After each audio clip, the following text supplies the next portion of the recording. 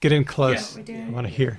Yeah, no, if I do go quiet, just tell me and I'll speak up. Sometimes I go low. I don't know why. And no drumming on tables. Sorry, I won't do it. Oh, Yeah. I can look up something. Tap a tap a tap a tap. Oh, yeah, sorry.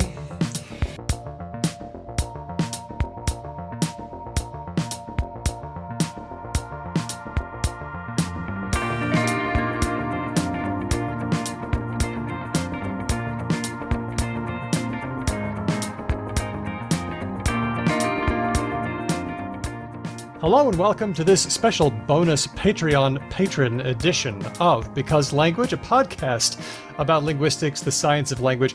I'm Daniel Midgley. Let's meet the team.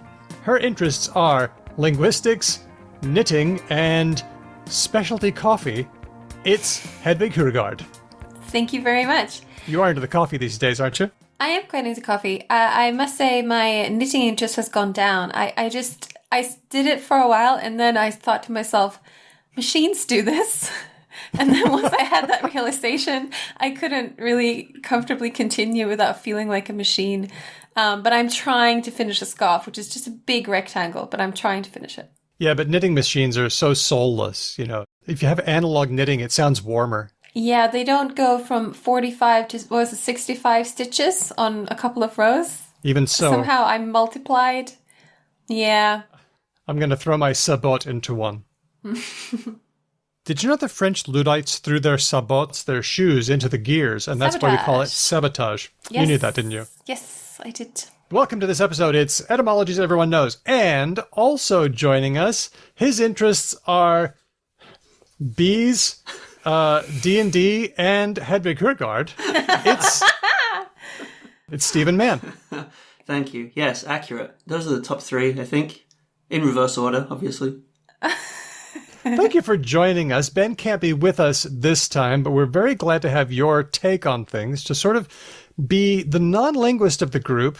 And that means I can't pretend not to know anything. Actually, for this one, I might not be pretending. I really might be lost on some of these articles. All right. So thank you for being here. No, thanks for having me. I was just saying before how I was so impressed the first time I listened way back in the talk days to how good Ben was at taking apart arguments and critiquing and pointing out holes that needed to be filled. And it's going to be a difficult time for me to try and step into those shoes.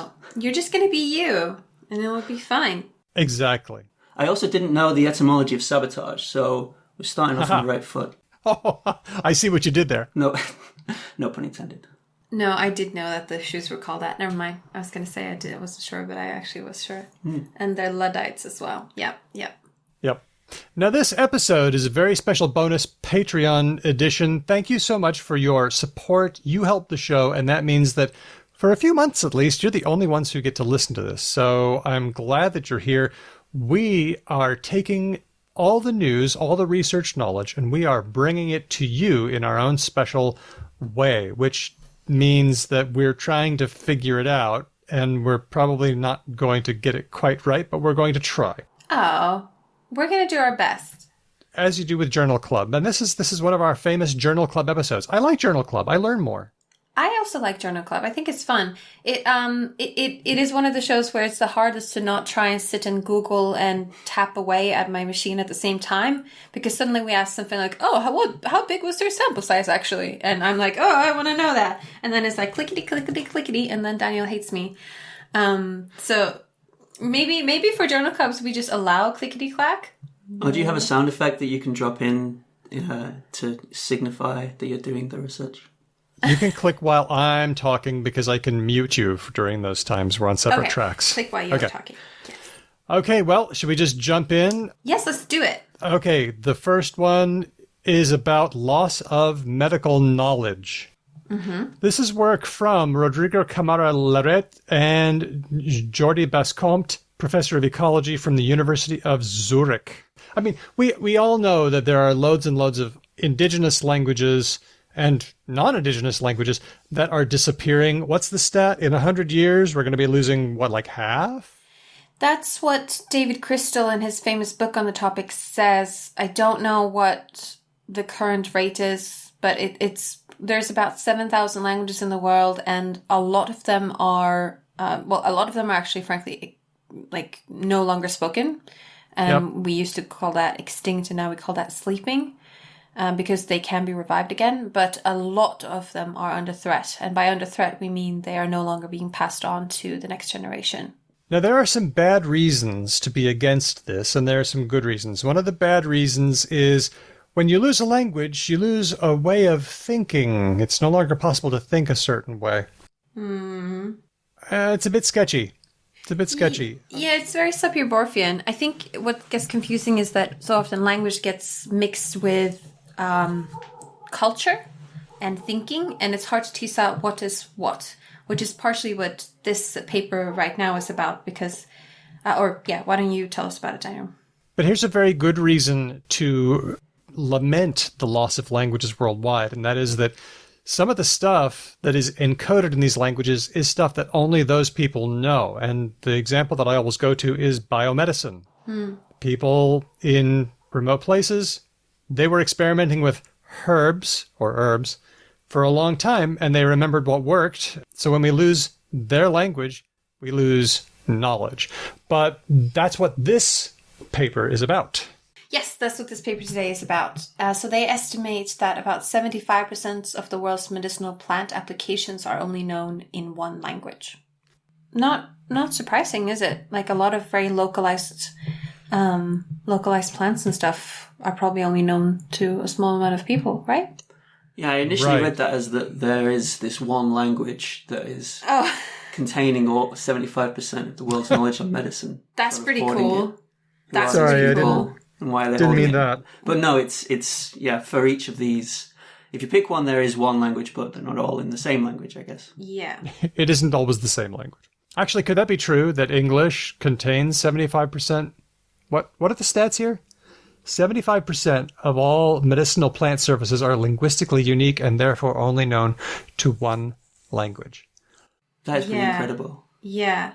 What a disaster. Yeah. I wonder what kinds of applications there are in there. I know that ibuprofen is a plant extract, isn't it? I didn't know that. I know that aspirin came from plants, but I didn't know that ibuprofen was. Nope.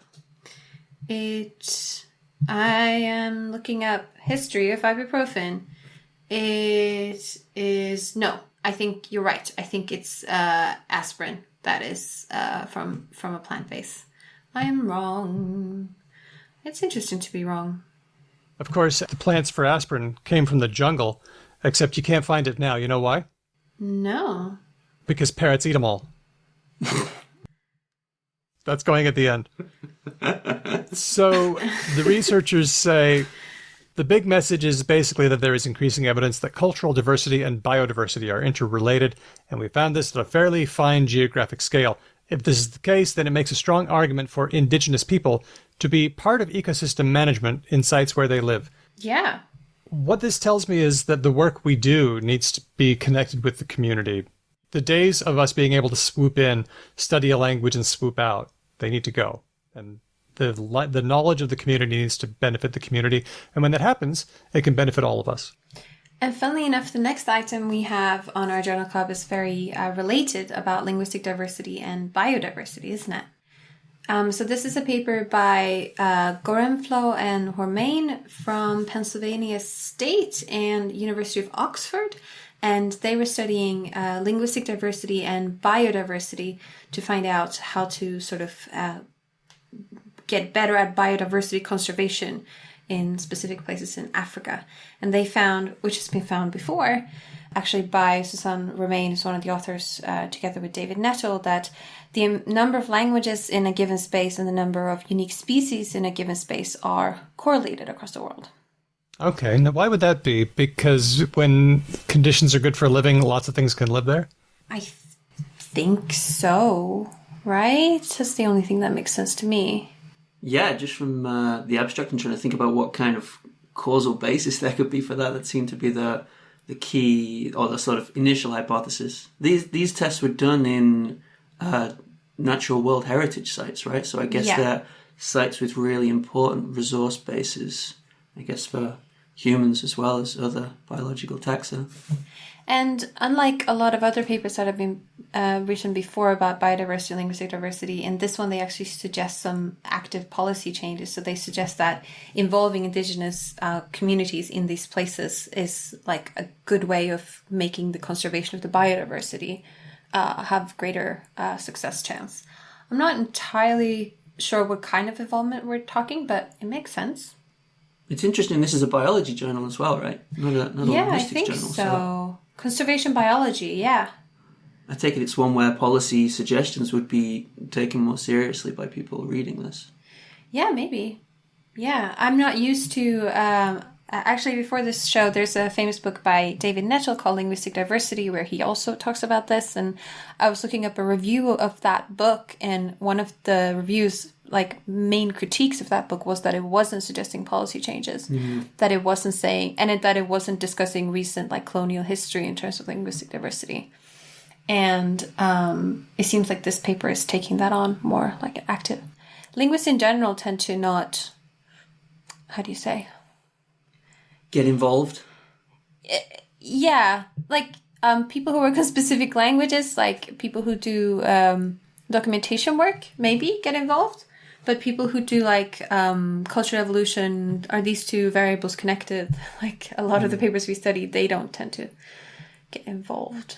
I can sort of see why, from the perspective of somebody who just wants to do work and doesn't want to get entangled in wider debates, certainly not political debates. It's hard enough to do good science. It's hard enough to entangle yourself within scientific debates without even going to wider moral and political debates as well. But, there comes a point when the thing that you're studying, you have an obligation to look into those things as well. And that's, I take it, a part of the reason why this ends with policy suggestions as well. Yeah. I've been so encouraged as we've done episodes of the show to see that there are so many people who are invested in promoting linguists from the community, promoting work from the community, making sure that, like Living Languages does a great job of this, making sure that old work becomes accessible to people now to whom that language pertains. Yeah. So that we're not just starting over again every generation. I think it's such an encouraging trend. Yeah, totally agree. Speaking of multilingualism, let's talk about... Were we talking about multilingualism? I'll see if I can make that a little smoother. Let's talk for a second about something completely different. This is some work from Keita Umejima and a team in Scientific Reports, and this is about multilingualism and what it takes to learn another language. This one was about Kazakh. I know not very much about Kazakh. Kazakh is now it's going to be tricky because it's either Slavic or Turkic. Turkic. It should be Turkic, right? Yeah. Okay. It's not that we use Kazakh for like Russian spoken in Kazakhstan. No, we've had this in the show before. We talked about Kazakh in Uzbek. I'm sorry. I tripped myself up because I was like, I feel sure about this, but then not. No, Kazakh. And Steve, you've been to Kazakhstan, haven't you? Yeah, I think I learned one word. Oh, yeah? I remember it. What was it? I used to remember it. I think it was Buket. It meant flowers. Just because there's a lot of flower stalls. And it was one of the places where the word was in Kazakh, Cyrillic Kazakh, rather than Russian. Yeah, because you can kind of read Cyrillic, can't you? One by one, yeah. Transliterate the letters and then sound it out. That's more than I can do. That's great. And a word in Kazakh. I don't know any words in Kazakh. I don't know. I mean, well, anyone can now look that up and tell me whether that was the right word or not. I didn't check beforehand. Well, I think you're very brave for saying it from That was a loan word, right? I mean, bouquet, flowers. Oh, bouquet. That never clicked before, literally. Oh, my God. Daniel Midgley, loan word spotter. Thank you. I didn't find anything too surprising in this one. What they looked at was how easy it was for speakers to pick up the phonology of Kazakh, because, of course, it has its own phonology, has different sounds from any other language. And they found that when people were exposed to Kazakh, it took less time for someone who was multilingual than for someone who was simply bilingual. And so for me, this kind of says, if you know a lot of languages, you're a little bit better at picking up an additional one. Yeah. This has kind of been my experience as well. Like when I learned Spanish, that was one unit of difficulty, let's say. But then when I when I started learning Russian, which isn't that related, it didn't seem as hard as learning Spanish. I, had my footing. I knew what kind of things to look out for, kind of. But is that a learning advantage or a linguistic advantage? Am I making sense? Like, it's like learning how to swim. If you know how to swim, like do the proper crawl thing, are you then more better at like learning how to run well? I don't know. Was that a good metaphor? Well, one of the things that they mention is that not only were they better at picking up phonology, but also picking up syntax, but also they found that in this fMRI study, when they looked at the brains of these multilinguals, they found that their domain general brain networks were more enhanced, which suggests to me that there's a lot going on behind the surface besides just language. Cool. That's really cool. And this was a paper in one of the Nature Journal scientific reports, right? Yeah, that's and right. now it's maybe time for Clickety Clack, because I was wondering what languages the people knew. Well, there was Japanese, there was some English, there was... It says here, 62 native Japanese speakers. All the participants were acquiring Kazakh for the first time. And then one participant, had both Japanese and Turkish. Turkish is also Turkic. This is a Turkic language. Yeah, okay. And then... That would give you a leg up, wouldn't it? And then I want to know what other things the multi-groups knew. Because if they knew Turkish... And she was not exceptionally... The person who knew Turkish was not much faster than the other multilinguals at acquiring Kazakh. Yeah, it looks like the reason they excluded it was just that it was dual L1 rather than that one of the L1s was specifically Turkish. Ah. So I read that anyway. Yeah, you're right. That's really interesting. It's always interesting to read the materials and methods sections of these papers. I find it's one of the most interesting parts very often. But if they mentioned the person who had Turkish, I'm assuming the other ones didn't have other Turkic languages. Otherwise, they wouldn't have highlighted it. So we have talked a bit about what kind of advantages someone has if they're bilingual, and it looks like earlier work about executive function hasn't really panned out. But it is kind of nice to see that if you are multilingual, that does have an advantage, and that is that learning more languages makes you good at learning more languages. Yeah. I mean, we've talked before on this show about like what are other cognitive possible advantages of being bi or multilingual. But it does seem, I agree, that learning more languages seems like a non-surprising advantage of knowing more languages. My response to this is like, the meme where Chrome and Firefox are fighting, and in the corner Internet Explorer is like eating paste. You've got the multi and the bilingual people, fighting it out over who's better at learning a new language, and then you've got the monolingual people in the corner enjoying the taste of their own language. Sitting this one out. Sitting it out, yeah. I say that as someone who's trying to learn a second language right now as well. And you're doing so well at it. Yeah, how is that going? It's going really well. We have German class every week, and I'll be honest, I sort of just glide by guessing from Swedish a lot of the time. You Germanic speakers. We were learning a new pragmatic particle doch, and I was like, that's like do. And then I love doch. Yeah. And I see Steve there, like, asking questions and being like, oh, okay, so in this place it goes in this position. But then he makes these, like, really nice sentences, and you get the gender and the case right more often than I do. Oh, okay. I can make a really beautiful sentence given 5 minutes to construct it, but it doesn't really bode well for, conversational participation. No, I think you're doing great. Whereas Hedvig just drops some Proto-Germanic on their asses, and it's just fine. You get the idea. Yeah. I want to talk about doch. I'm not finished with doch. My understanding of doch is that if somebody says it isn't, then you can say it is too, and they can say doch, and there's nothing you can say back. Is that right? Yes, our German teacher told us that it can be contrastive in that function. Yes. It can also be, what was it we had? Mach doch. Like, just do it. It can also be. We're trying to think of translations for the Nike. If you use the imperative form, the one that asking like command people to do things, and you add doch, then it becomes more direct and almost a little bit rude. Oh well, that's easy to translate. To what? Pseudo.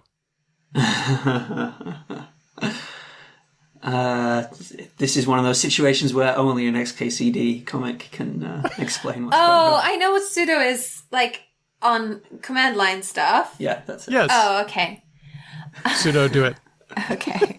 Yeah, in fact, when I was sort of struggling to get it, the best examples were ones that are sort of just ridiculous commands, like verdienen Sie doch mehr Geld.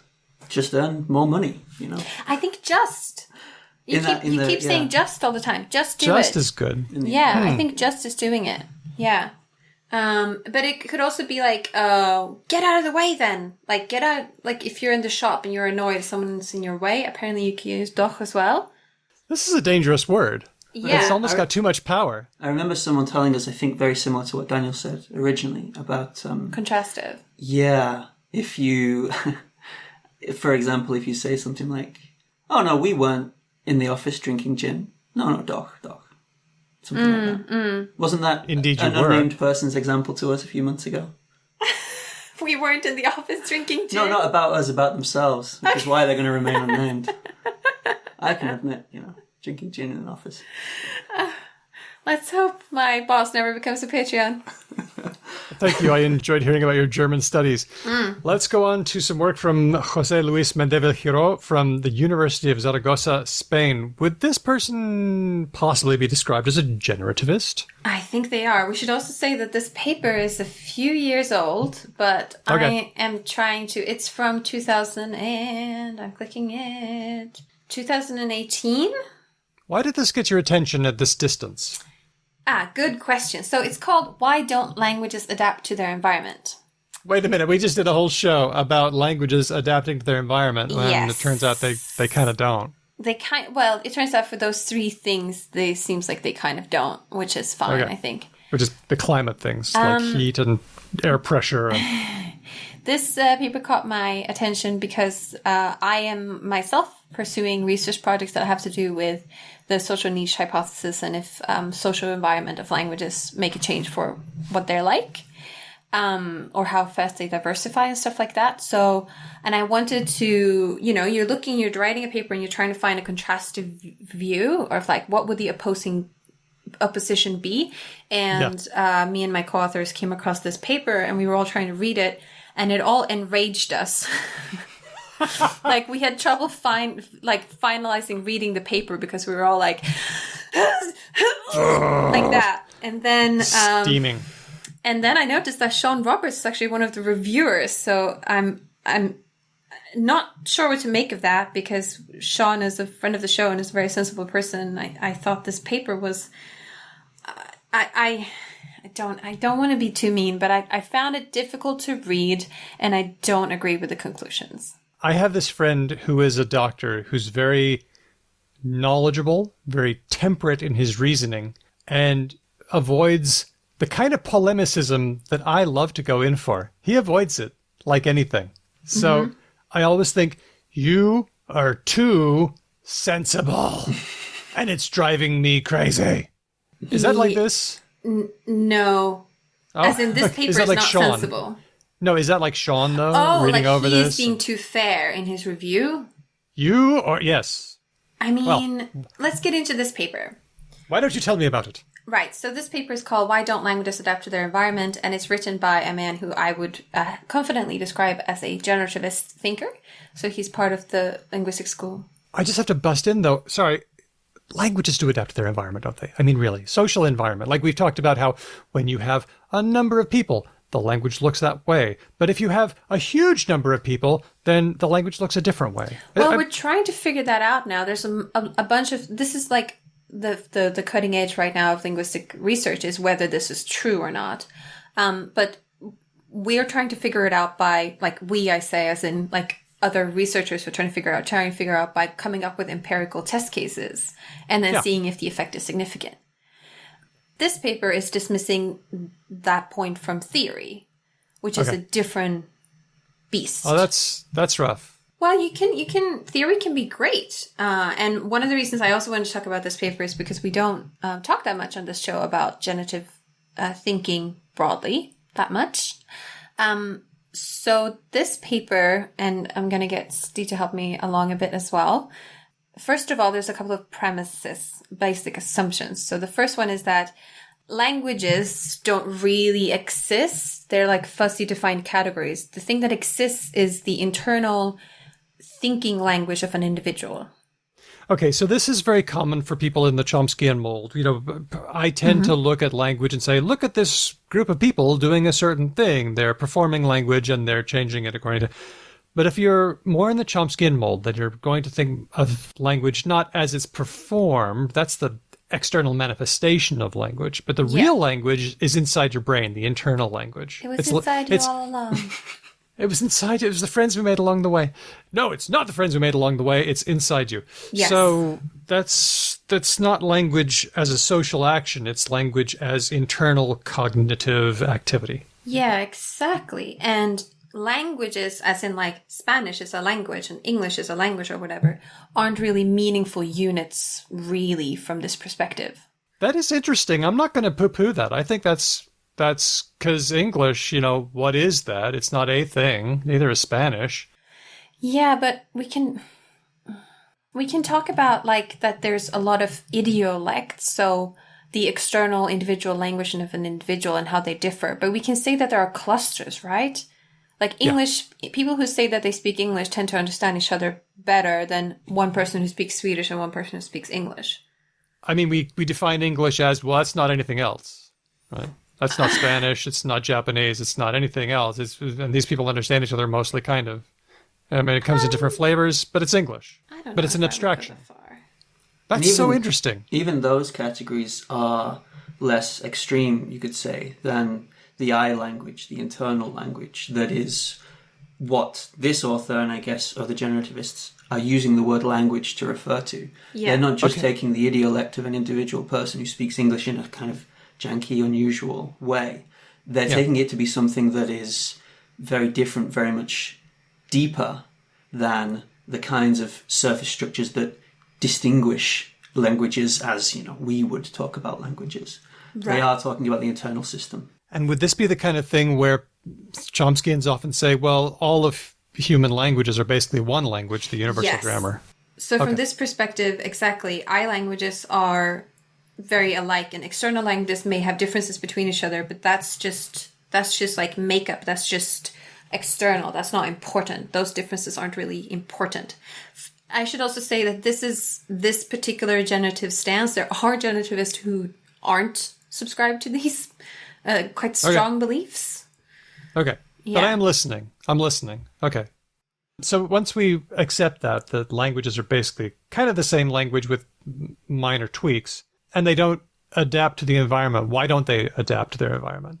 So once you've got this internal system, you've got a kind of shield between that internal cognitive system and the rest of the world, the kind of interface. And things can change in the way that the interface works, the way that you converse with other people. These are the superficial changes in words that we see there, and they account for the superficial differences between external languages. But the only kinds of changes that can occur are changes to that superficial level. Once you've got this model of the external part, the interface, and the internal part, it's a kind of short step to saying then that internal part just can't change at all based on, as a consequence of something that's happening in the external environment. So in fact, I think a better title for this paper would be, why can't languages adapt to their environment? Because it's not an empirical claim. It's not like you've looked and seen whether languages in this person's definition of the word language have changed or not. Languages, as they define them, can't change to adapt to their environment by definition, because the model they've set up just doesn't enable any kind of pathway from external circumstances to a change in the internal structure of brains. Exactly. And in one place, I think the author also says that the only environment that's relevant to language is the brain. That is the environment. And we all have human brains. We all have human brains, and they are so similar, and the variations across populations aren't meaningful in any way. So... And that's the only environment of language. So no, it doesn't adapt. It doesn't. In fact, I think he even says language doesn't really change. Not deeply. Not the I language. That's the same as it was when we acquired language a long time ago, because it's the I language. Yeah. What if I challenge that by saying, I don't think these superficial differences are in fact unimportant at all. What if I said, I think they're kind of important? Then, from this perspective... Would he just say, well, I don't?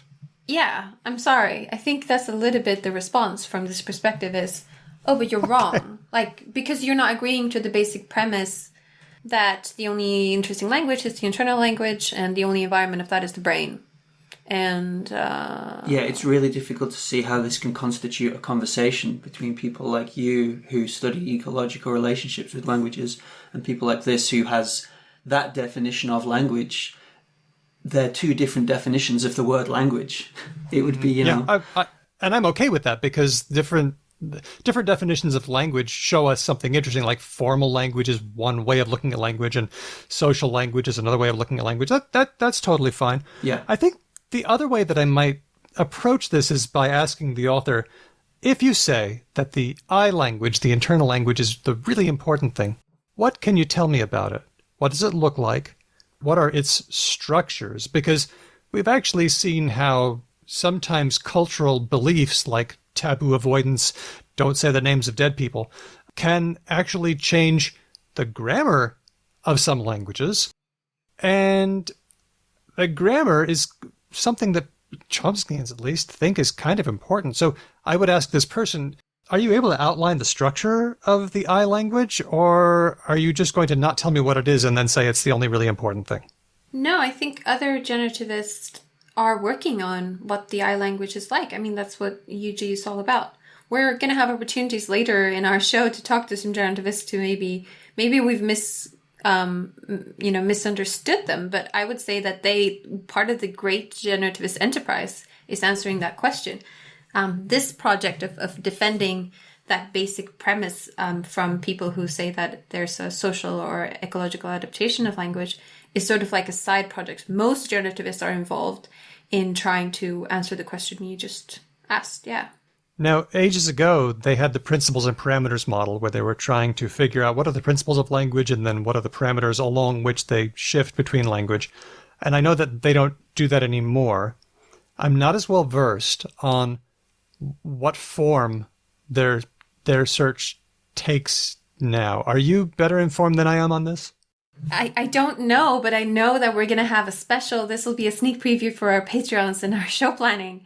We're going to do 2 episodes, one with senior people talking about generativism and one with more junior people talking about generativism. And we'll be asking them these questions, I think, because as far as I understand, they've changed names of the theories and the theories have changed, but the central enterprise is still the same. And I will be very interested to find out what they think language is like and what's important about it. I'm extremely looking forward to these shows, genuinely. It might be hard. This might be hard. This is going to be rough terrain.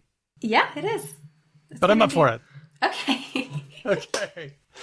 Well, that sounds interesting. Let's go to something maybe a little easier, something that I grasp much more intuitively, and that is the iconicity of language, by which I mean language kind of looks like the thing that it refers to, or sounds like the thing that it refers to. So we can all think of examples of iconicity, like, for example, onomatopoeia words. Our cat is teeny tiny. Yeah. Okay. She's quite small. Yeah. Okay. Well, let me start with that first. So yeah, we have things like splash or woof, words like that. But then we also have words for size. For example, large, huge. Large and huge. Whereas gargantuan. Teeny weeny. You know, the small words. I mean, okay, we have a counterexample of big and small, but in general, the tiny words sound like teeny weeny peeny, and the big words sound, big and huge and gargantuan. Good so far. What you're saying is that front high vowels, like E, are more, I'm also doing a high tone for some reason, E. Why not? Tend to be associated with smaller objects, and back vowels like U, A tend to be associated with large. So let's just take a second and focus on that, even though we've kind of done it before. If you say to yourself E and U back and forth, E, U, E, U, E, U, E, U, E, U, and you notice what your tongue is doing. On the oo, your tongue goes back a bit. At least mine does. And if you say e, your tongue goes forward. E, oo, e, oo. My tongue is just sliding back and forth. Is yours? I can't feel my tongue. The tricky part is with E and oo, you're also doing different lip movements. E, Okay. oo. So that makes it harder. So if you can do an E, oo, oo, oo, oo, oo, oo. Yeah, I can feel that. I think so. You can't look. Steve's I'm trying to see your trying to tongue. see my tongue. E. E, E, E. I don't think I put my tongue near my teeth when I say E. Not bottom near your teeth, but more front than when you say ooh. E. Ooh. Oh, yeah. I Yeah. felt it go down. And the easy one is E and ah, because with E, your tongue is really up high, but with ah, it's much, much lower. So we say that ah is a low sound. E is higher, and it's more toward the front of your mouth, whereas oo is back just a hair. Yeah. Okay. That's why your doctor makes you say ah, because that's Oh, because it goes down to the bottom of your Yeah. mouth. Oh. Okay, open your mouths and say E. Wait, I can't see anything in there. What are you doing? exactly. Now let's see here. I'm noticing this paper. Cultural evolution leads to vocal iconicity in an experimental, iterated learning task. Hey, wait a minute. Is Simon Kirby behind this somehow? It sounds like it. We know. Because he loves those games where one person does something and then hands it down the chain and then hands it down the chain. It's like a very complicated game of telephone. That's great. Yeah. All right. They're really cool. You can in a controlled environment learn a lot of things from these. And if you look at the author list, yes, there's 2 other authors, Niklas Edmund Johansson and John V. Carr, who are both before Simon Kirby, but he is also a co-author of this paper, indeed. Wow. Okay. So I was looking at the experiment that they did, and they gave people a word, a made-up word, and it was a long word. It was Grimpralhus. Grimpralhus. Something like that. Okay. And then they would get a person to hand it down to the next person, and then to the next person. Here's how it went. It went something like Grimpralhus, and then Gimrahu, and about 5 generations later, it's Igaru. It can really change a lot. And then about 5 more generations, it's Eyaru. And then by the time you get down to generation 15, it's Elo. That's a really long way from Grimpralhus, Elo. Yeah. But for a different group, they gave them Grimpralhus, and then they told them, by the way, this is a word that means small. Ah. And then they watched what would happen as they went down the chain to see if they would get any special kinds of sounds. And the word that they got, for example, by the end was siathaw. Siathaw, which contains an E. Yeah, it does. They gave more people the same word Grimpralhus, and they said, this word means big.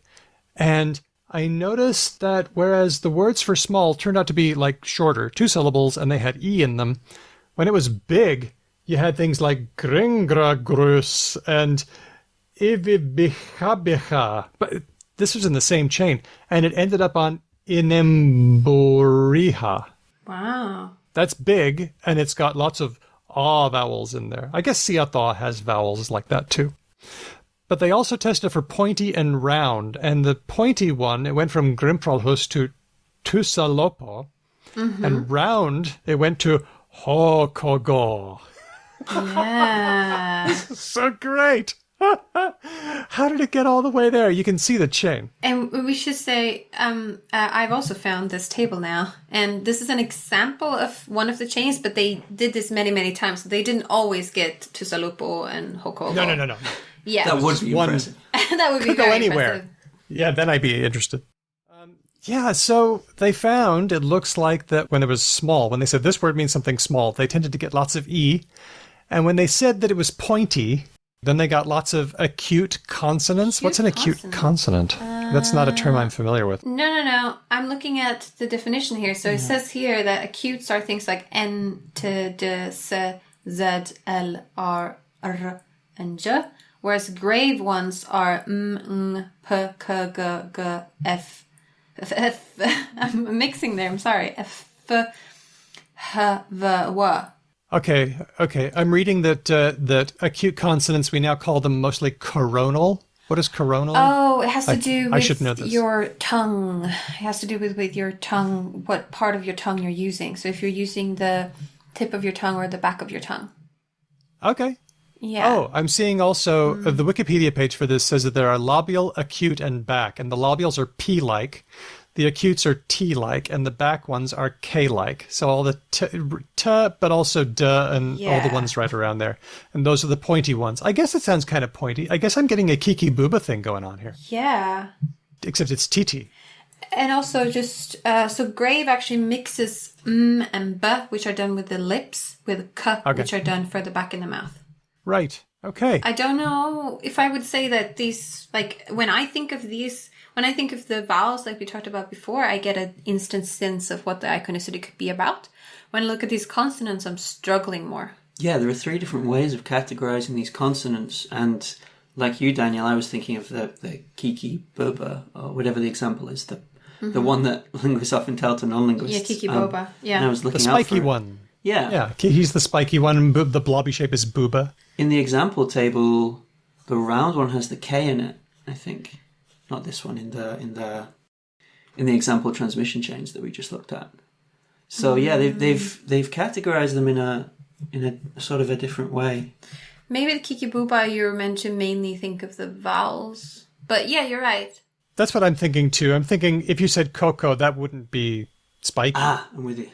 Yeah. It's the vowel thing. It's not the K thing so much. It would have worked just as well if they'd said, oh, one of them is TT and one of them is Booba. But that said, Tusalopo and Hokogo both contain a lot of O, and they're pointy and round. Yeah, I guess that's why they went for the T, huh? For pointy. Yeah.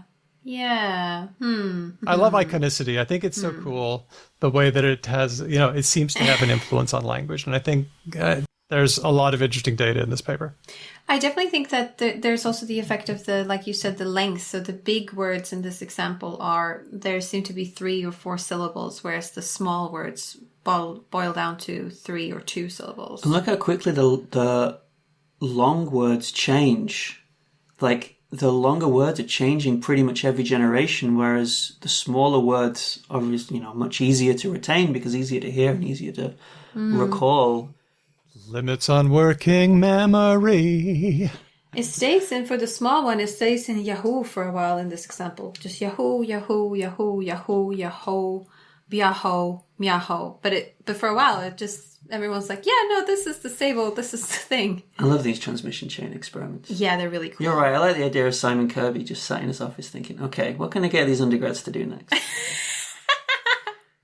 It's like the... Yeah, and by the way, didn't we find the connection between number of syllables and Pokemon evolvedness?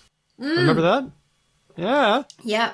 If you had like a little tiny Pokemon, it was usually 2 syllables, but if you had a massive one, it was like, or highly evolved, it was like 3 or more. Yeah, I think that's it. Yeah. Yeah, that's pretty fun. What's next in our iconicity segment? Well, let's see. There's one by Bodo Winter and Marcus Perlman. This is size, sound, symbolism in the English lexicon. Hey, this is exactly the same thing. So, as we've seen before, people have noticed that size words have a lot to do with vowels. Like if I have 2 pairs of scissors and one pair is tiny and the other pair is huge, and I say that one is a lofo and the other one is a leafy, you know exactly which one is the big scissors and which one is the tiny scissors. Mm-hmm.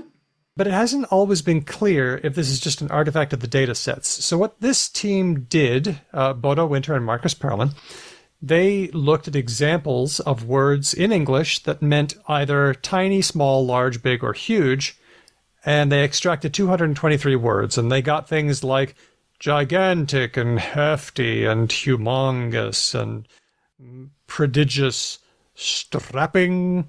But then they also got diminutive, infinitesimal, minuscule. When I was little, I couldn't pronounce my name, and my first pronunciation of my name was hefty.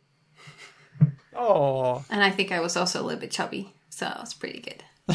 Oh, that's... yeah. Yeah, I approve. So, what do they get out of this one? Well, they show that if you only look at size adjectives, you can find an effect for size symbolic pattern. But if you look at general vocabulary words... It works for adjectives, but not for other words? Yes, I think that's it. So it doesn't work for What's the word? It's like, Oh, okay. So if I say, for example, the noun colossus, which means a huge, huge thing, right. when they looked at things that weren't adjectives but were still sizey, didn't Like didn't the pan difference out. between a boat and a ship or something. Ah, that is interesting. Then maybe it doesn't hold. So, but it Yeah. holds when it's adjectives. That's right. Yes. Which is interesting because it looks like we weren't sure about that. They did a pretty extensive deep dive into the English lexicon and found, yep, the pattern holds. You tend to see lots of E when you get tiny things and lots of oo or o when you have big things. And it's most strongly for... there's particular phonemes where this effect seems to be more size, and it's E, E, E, E, A, and T. So again with the T. There's the T again. Yeah. I noticed that in their list they had teeny weeny, teensy, and teensy weensy, and I think they did try to strain out some similar ones, but the effect still remains. Yeah. Little as well, bitty. I wonder why adjectives and not other words. It makes me think that maybe there are fewer other kinds of constraints or forces dictating the forms of adjectives, and so they're more free to be shaped by iconicity. Or that there's more reason that iconicity would be a stronger force for adjectives than for other kinds of words. Maybe. Or a combination of those two things. I'm trying to scroll to see some examples of... Is it when you're saying an adjective, when you're using an adjective to describe something, you're thinking about ways that it differentiates that thing from other things. And size is a dimension that is very salient for differentiating things. Whereas a colossus is just a colossus. Yeah, once you've got a noun, the way it differentiates from other things is just by what noun category it is. I'm not sure what it is, yeah. Nouns just are. Did colossus come first or did colossal? Colossus, I guess. And then colossal derived from I'm it. trying to find... Sorry, it's going to be clickety clack. These are all adjectives. I want to find the list of the general one. Yeah, you're right, Daniel. They're including a lot of things which seem like they would be related. Like a lot of things that begin with Itsy-bitsy, mini itty-bitty, and teensy. minikin, minuscular. Oh dear, are we seeing Galton's problem where we're comparing things over and over again that are actually related? Maybe. You could also say if there are a lot of words of the same kind, there's a force there that generates or encourages more of those words to like proliferate. So it's not too much of a problem. If you were just doing a bare statistical analysis, then yeah, it might run up into Galton's problem. But if you're also trying to find other kinds of reasons why there are so many words of this kind, one reason might be we just get more words of a similar kind for size because we have some reason of making more salient words, more iconic words. Yeah, because I was thinking about sometimes when people invent words for things like being small or being large, they'll come up with something that's completely novel, or at least novel to them, but it will have those properties. So maybe there's something very productive in that practice. And you want to really emphasize how big something is, you add syllables. There's got to be something that makes a word stick. You can invent a word, but it won't stick. How do you make a word stick? Well, it's got to catch. What makes things catch? Well, that's a cognitive question. Yeah. Yeah. Whew. Steve and Hedvig, thank you so much for getting together with me and illuminating my understanding in all the latest linguistic stuff. This is so cool. I love Journal Club. Yeah, I like it too. It's fun. Thanks so much for having me. I've learned more linguistics this weekend than I think ever. Me too. Wow. And you talk to Hedvig a lot. Yeah, you talk to me every day. Oh yeah, no, so that's not true. Reading Hedvig's PhD Oh my thesis God. was Oh my goodness. I very What cool. did she have you doing? Could Could you just read this? he read it. I think Won't he take read very it long. 3 times. I was reading for proofing, but it got more and more interesting as it went on. Which was the chapter that I said was the most interesting? I think it was the last. The one I'm working on as a separate paper now, the ancestral state reconstruction. Yeah. Stockholm syndrome. I'm telling you, you were captive. Couldn't get away. Yeah. And you couldn't say, dear, this is garbage. I couldn't be an anonymous reviewer, unfortunately. Yeah, my name was right on it. Yeah, I thanked you, but I don't know how to thank you enough because that's so I'm so grateful for it, but I really You am. too. Hey, thanks for listening. Thanks for being awesome patrons. We would be lost without patrons handing us great linguistic knowledge, great comments on our Discord channel. If you want to say hi to us, please do. We are Because Lang Pod on every conceivable platform: Facebook, Twitter, Instagram. I don't love Facebook anymore. A lot of people don't, but it's still a platform that's widely accessible to a lot of people, which the other ones aren't always. So I feel conflicted. I feel like it's bad for the world. Mastodon, Patreon, TikTok, Clubhouse, Substack, everywhere else, or just send us a lovely email. hello@becauselanguage.com if you would like to help the show. Tell friends about us. This is something that Dustin of the Sandman Stories podcast is very good at doing. He does it relentlessly. You can also leave us reviews everywhere that you can leave reviews. And if you do this, people will be able to find us. And that, my friends, is what we are truly after. All right, one of you have to read the next bit. Do you not want to? Does it make sense for me to do it? I don't know. Do you usually have Okay, guests, you can do other this people part. doing it? Is If this you want later. appropriate? No, that's for Daniel. I'll read something if you want me to read it. I can't read the end of it, though. Why can't you read the end bit? Why can't you read the end bit? What, say the outro thing? Steve, Yeah. I'm deputizing you to do the outro. Okay. All right, okay. I'll do the first bit. I'll do the second bit first then. Yep. And this is a special Patreon episode, and we would like to thank our top patrons for making episodes like this possible and all the other wonderful things we do with your money, including making transcripts, making extra episodes, and making regular episodes and having them without ads.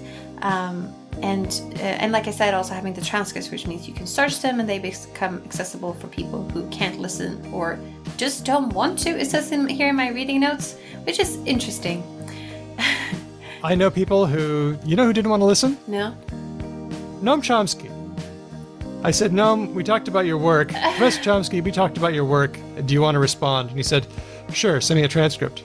Really? Well, I Really? sent him a transcript. Oh, yeah. You never told me this. Yeah. What? He writes back. He was very... And then he said, well, clearly you don't really understand what you're talking about. Oh, okay. Actually, wow. I mean, I he didn't know that. is well known and impressively good at responding to Yeah, I've heard that. read a transcript of a show, How does he do it? That's cool. even if it's just dismissive out of hand. Still, Yeah, but Yes, the cool there's thing something about Yeah. getting dismissed by Chomsky is just You're good company. your workmates say, hey, what you been doing? And I'll be like, got nothing done today. Back and forth with Noam Chomsky all day long. he just won't leave me alone.